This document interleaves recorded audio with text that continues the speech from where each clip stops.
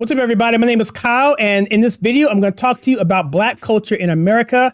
And I very rarely reference myself when it comes to that because I think it's pretty apparent that I am Black and that I am a conservative, and that's usually a problem with the knuckleheads part of our society. There's many of you who think that being down with the cause is speaking improper English. No more my thing. I already don't like talking.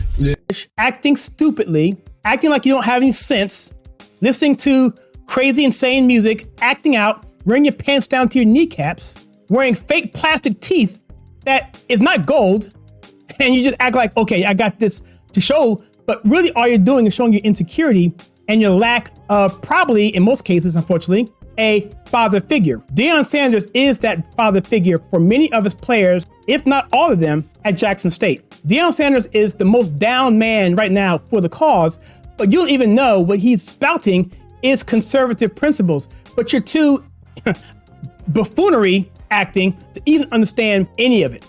And so I'm going to react to this video. He's talking to his players this week after a rapper got shot and killed at a gambling match, whatever.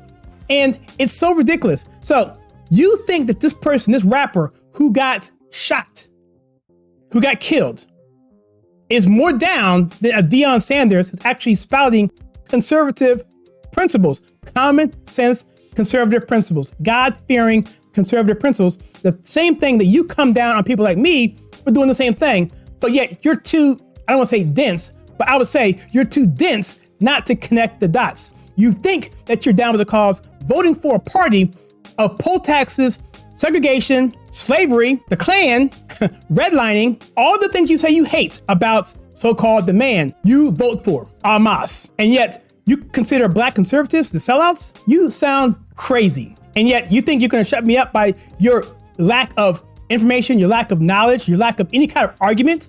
No, all you're going to do is add more engagement to this channel and make us grow further. So comment all you want. I don't care, but I want to point out to you how silly you look. Here we have a meme by Jason Whitlock. The culture, or the thug culture, is killing us. It's not white people or Black people killing us. It's the culture we've chosen to embrace. I'm going to continue objecting to this culture. If that makes me a sellout, consider me bought and sold. I have a video out there where it talks about a study where a university went out and found that Black people have a propensity to accepting a thug culture dealing with crime and violence. That's a study. And yet all the information in that particular short that I did, you guys are all mad about that. But you can't say one thing about it because it's all documented. All you can do is be mad. And that's the thing. When you have no information, all you are is angry. So until you start to read a book and learn about culture, real culture, the African-American culture, then you understand. If you watch Uncle Tom and Uncle Tom 2, in there you see old footage in the 50s, in the 40s of Black people smiling, happy, in the midst of the most severe segregation and lynchings and racism outright on the street, but yet they were together as a family and they prospered more than they are today with 10 times, probably 100 times less racism. So where's the accountability? What do you say about Africans who come over here and do 10 times better than you, who are darker than you, but yet they do way more? Why? Because they don't embrace this stupid thug culture. Also, he says this here, he says, the hip hop artists that have died, half of them have died because they were murdered. That's a really high risk profession that seems to indicate murder and hip hop music go together like peanut butter and jelly. And we're bathing our kids in hip hop music. Here you have this rapper here. I have no idea who he is. I found out about him today. It's some group called MIGOS, whatever. And this guy called TAKEOFF was shot at a bowling alley because he was gambling, it seems like. And so I'm not even gonna get into the details, but I really don't care about the situation. This is far too many going on in the community. So at this point in time right now, I'm gonna react to this video. It's about 2.5 minutes long. And I want you guys to listen to this guy who has more street cred than I do, because maybe he might put some sense in your brains, okay? Listen to Deion Sanders. I'm gonna react to it and tell you he's talking to these kids. A lot of them, I don't say most, because I don't know. I'm sure, statistically speaking, a lot of these kids don't have a father in the household. So he's telling them, look, this is what it is. And by the way, I have several Super Bowl rings. I'm a first ballot, I'm pretty sure he's a first ballot Hall of Famer, probably the greatest cornerback of all time, and I say that as a Washington Redskins fan, Darryl Green, my favorite player, he was better than Darryl Green, only slightly, but he was better than Darryl Green. He's the greatest. And so he's talking to these people from authority and from experience, from going to the top, Super Bowl, all that stuff, all that money and all that stuff, and telling them, guys, look, this is the way it needs to go. And he's telling them from an old school fatherly disposition. I'm just sick and tired of the consistency of people that are influential to you are leaving us consistently. That's our rappers. Takeoff was right, murdered. He was saying people who think like you consistently are being taken from us. Going back to this clip right here, Jason Whitlock said, hip-hop artists have died, half of them have died because they were murdered. He's just saying the same thing. These are facts, guys. In a dice game in Houston, where we're going. So that eliminates all y'all leaving that hotel, because it ain't happening until I give you further notice. So whatever her name is, whoever she is, parents, everybody, they're gonna come to the hotel to visit you because y'all ain't leaving. Sooner or later, we gotta start changing our addresses, guys.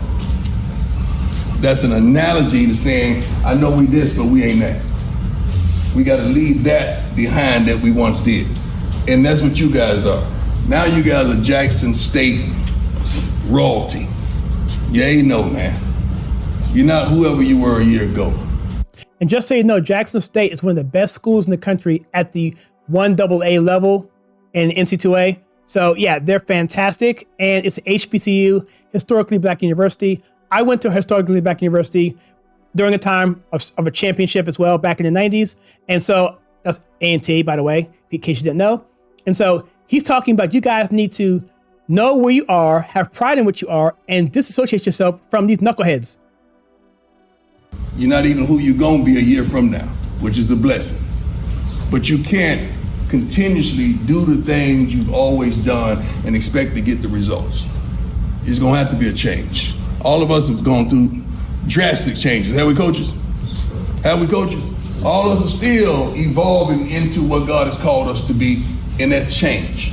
You cannot kick it with the same dudes you kicked it with. You cannot kick it with the multitude of women that you kick it with. You cannot associate in the same realms that you associate with. Basically, what we're trying to tell you guys is to change your culture. Change your culture because it's killing you, and you're buying into the crap that the leftist Marxists want you to adhere to so you can destroy yourselves. You're gonna have to change if you expect change. You can't do it. It's gonna come to a time, they can talk about you, they can mock you, they can ridicule you, they can cuss you out, they can clown you, whatever they want. But you're gonna have to separate sooner or later. You're gonna have to disconnect. Sooner or later, you're gonna have to. So get that in your spirit. I'm sad because it just seems like it's always us.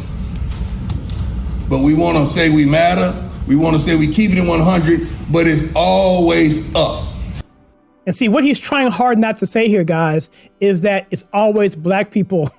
He doesn't want to get in trouble because it's a politically, it's a politically charged area in terms of what you say. But what he's saying is always us means it translates to it's always black people, always us doing this dumb stuff to destroy ourselves. And he's sick and tired of it. Change your culture, disassociate yourself from these knuckleheads, and be part of this team that is something to be proud of, that your family and friends and coach is proud of.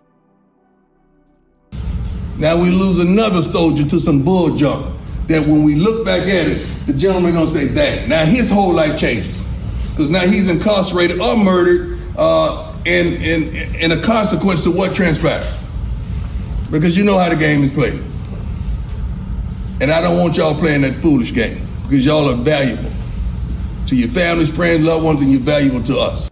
So Deion Sanders is not messing around. He's keeping it real 100%. He basically was telling them, look, stop being a knucklehead, take yourself away from the knuckleheads, and to embrace Jackson State of who you are, know who you are, and no longer be part of anything else because you're representing something great. And then he lifts them up by saying, friends, your family, and the coaches, and also God. He mentions that in terms of praying and having something higher than yourself. And that's the whole context of this. And let me show you one more thing about Deion Sanders, which is actually phenomenal. He was able to recruit this person here named Travis Hunter to Jackson State.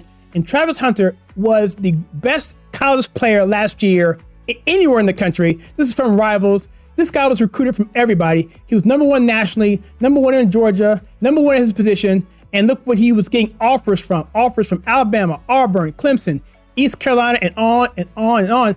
And Jackson State was where he committed to. Why? Because Jackson State had Deion Sanders, who was going to give him something way more than a championship in terms of like the BCS championship, all the whatever, because he'll probably still win a championship at Jackson State at that level. However, definitely a SWAC championship, which is the football conference that he actually is under. So he'll definitely probably win that because they're undefeated right now. But more than all that, he's giving him a father figure and giving him dignity and making him a historic person, trailblazing a way for people to go to areas like this. So I'm gonna show you this one last clip. This is Travis Hunter playing a game. I think this is his first game. And he's talking to his coach on the field right before the game. And I'm not gonna comment on it. It's real short. And you just see for yourself what Travis Hunter thinks about Deion Sanders. I think it's his first game. Check this out.